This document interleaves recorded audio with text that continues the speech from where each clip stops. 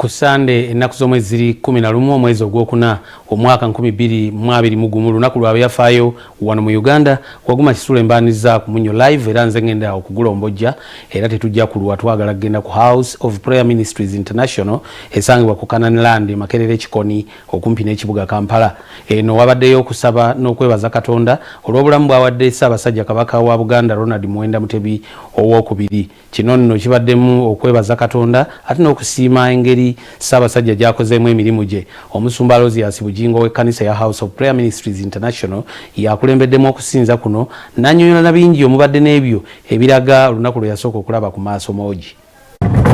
Amazaalibwa g'Omutanda Ronald Muwenda Mutebi owookubiri ag'emyaka 16 ganga 13 April omwaka 2021 era ku Kananiland ku kanisa ya House of Prayer Ministries International olwaleero abakkiriza bajaguzizza obuwanguzi Katonda bwamuwadde.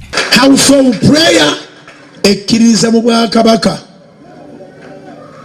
Bwe tugamba nti ekkiriza mu Bwakabaka tuba tutegeeza bwe tulimu bwennyini obwa Buganda. Tuba tutegeeza obukama obwa Tooro, nga tutegeeza obukama obwa Bunyoro, nga tutegeeza obwa Kyabazinga. So wonna wali obukulembeze bwe butyo tubikkiririzaamu kubanga Katonda waffe ye Kabaka w'Abakabaka.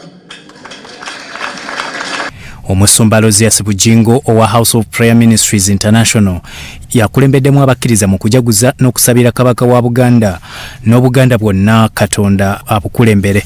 Nange nkuze naye Kabaka wange mulabako akyaliwo. Muzaamu amaanyi oba nzikirizibwa naye nzikirizibwa. Ayi Ssaabasajja Kabaka osiime nkuzeemu amaanyi mu linnya lya Mukama Yesu. Ebigambo byonna ebyogerwa ababika buli kaseera ne bagamba wagenze eri Mukama. Waffe Masaka bagamba nti abika yabikanga kasitaba nga gwabise waali. Togwamu maanyi maama n'abagereka abalangira bonna n'abambejja abakulirwa ssanga lya Mbogo tiwabaawo gwamu maanyi. Social media yatujjirira teyina gwetavuma teyina gwetabika teyina gwetayambaza bintu byatayambalanga nako bweto bweri. Naye ng'ekkanisa ya Kristo eri ku Makerere Kikoni ku mutala guno ffe twagala nnyo Kabaka era twagala wangaale.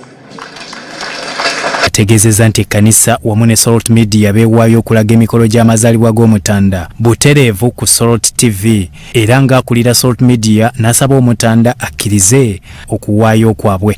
Twagaliza Ssaabasajja Kabaka waffe amazaalibwa amalungi era tweyama eri bannayuganda nti tugenda ku broadcastinga live amazaalibwa ga Ssaabasajja nga bwe tukola bulijjo.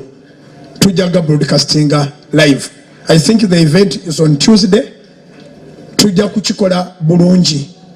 Naffe yengeri gye twewaayo okuweerezaamu Kabaka waffe. Ebintu by'Obwakabaka bwa Buganda bingi ebiyita ku mpewo za Salt FM, empewo za Salt TV tetubikyajingako wadde ekikumi eki. Naffe yebeera contribution yaffe. Omusumba Bujjingo ategezeza nti bangi abakulembeze mu Bwakabaka babadde bamutuusaako okusaba kwabwe okubaako kyawaayo naye awaayo mu ngeri ya kulaga enteekateeka zino okubwereere. Era twetondera abaami ba Ssaabasajja Kabaka abatera okutuwandiikira nga Salt Media, abampandiikira nga nze Bujjingo ng'omuntu omusajja Omuganda eyeddira ennyonyi. Nabadde nkusuubira okuseka waawo naye nze sijja kuseka. Ayi Ssaabasajja nze Bujjingo musajja eyeddira ennyonyi neeyama nti ebintu by'Obwakabaka bwa Buganda media y'Obwakabaka bwa Katonda ejja bikoleranga bwereere era erudde ng'ebikolera bwereere.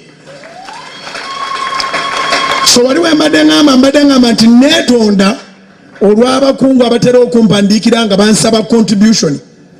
Nesigamba nti ye ate nesigamba nti nedda nesibaddamu kigambo kyonna. My contribution is in openness. Kyempaayo byebyuma nange byennyina.